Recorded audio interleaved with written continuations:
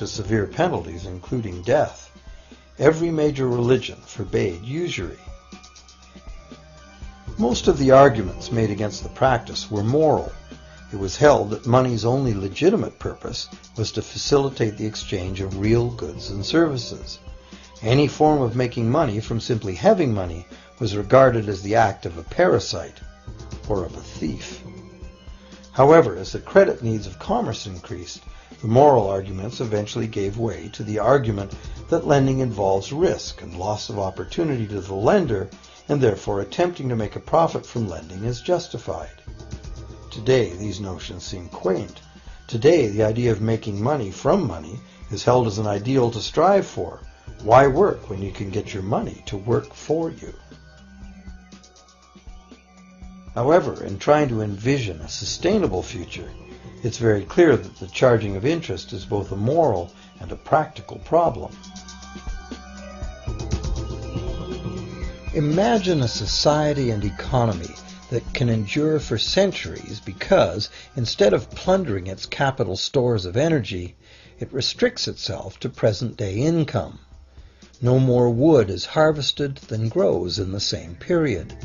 All energy is renewable: solar, gravitational, geothermal, magnetic, and whatever else we discover. This society lives within the limits of its non-renewable resources by reusing and recycling everything, and the population just replaces itself.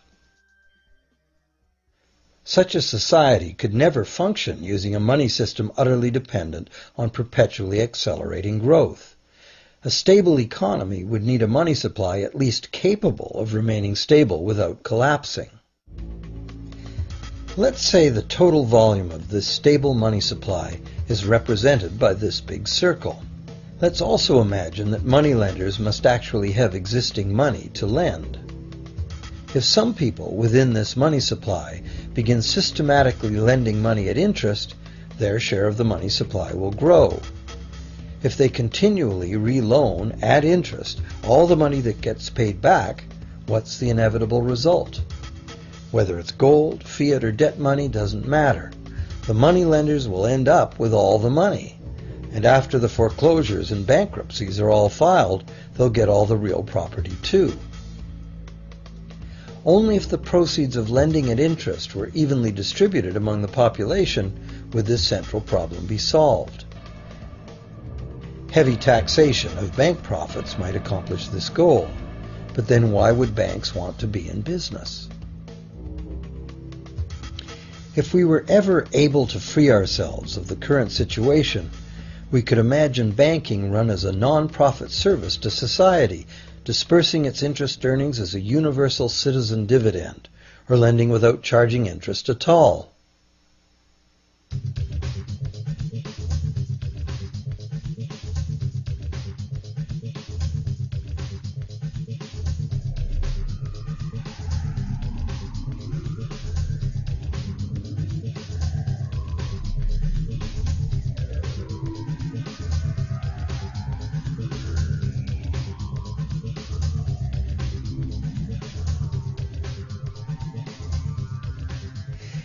If it is the fundamental nature of the system that causes the problems, tinkering with the system cannot ever solve those problems.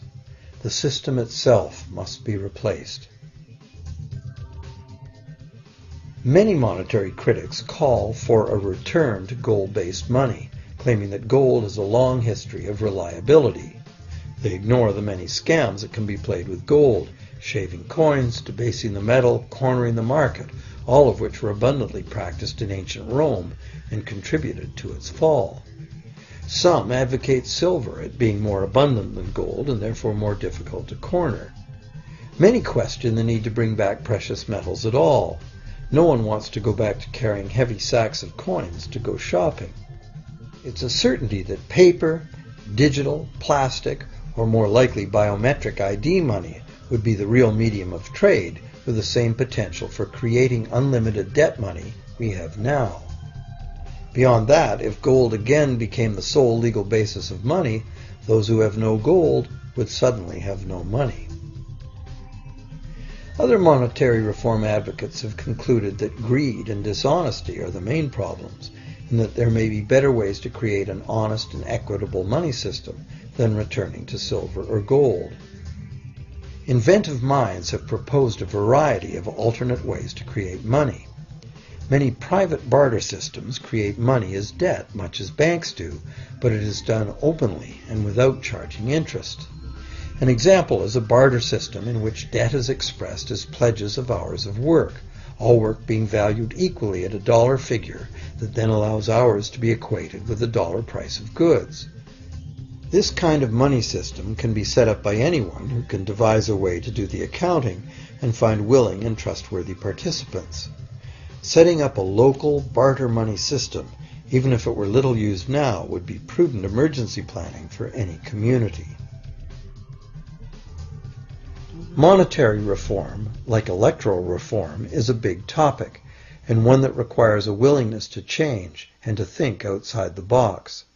Monetary reform, again, like electoral reform, will not come easily, because the enormously powerful interests that benefit from the existing system will do their utmost to maintain their advantage.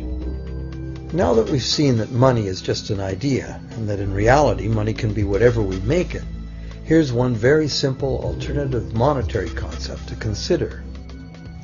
This model is based on systems that have worked in the past, in England and America, systems that were undermined and destroyed by the goldsmith bankers and their fractional reserve system.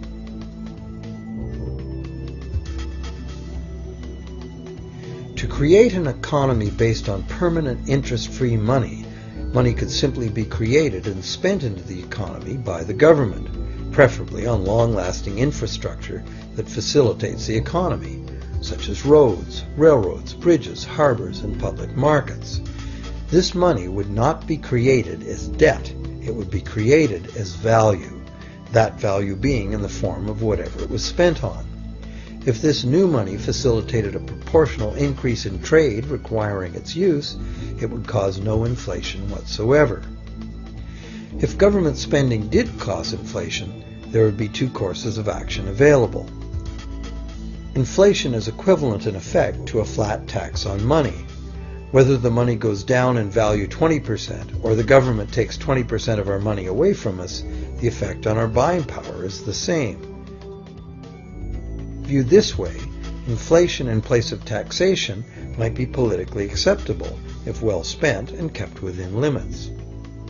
Or government could choose to counter inflation by collecting tax monies that it then takes out of use, thus reducing the money supply and restoring its value.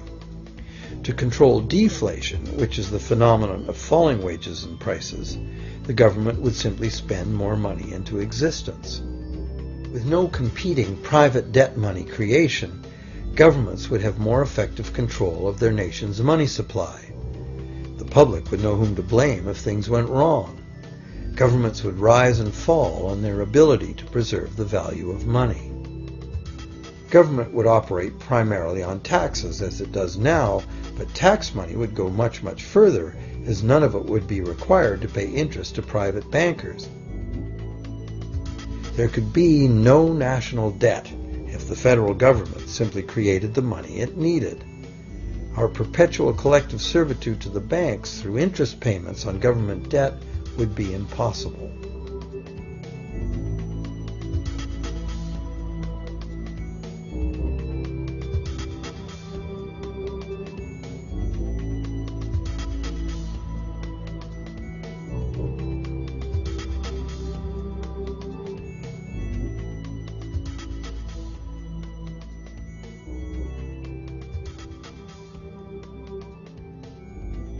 What we have been taught to believe as democracy and freedom has become in reality an ingenious and invisible form of economic dictatorship. As long as our entire society remains utterly dependent on bank credit for its supply of money, bankers will be in the position to make the decisions on who gets the money they need and who doesn't.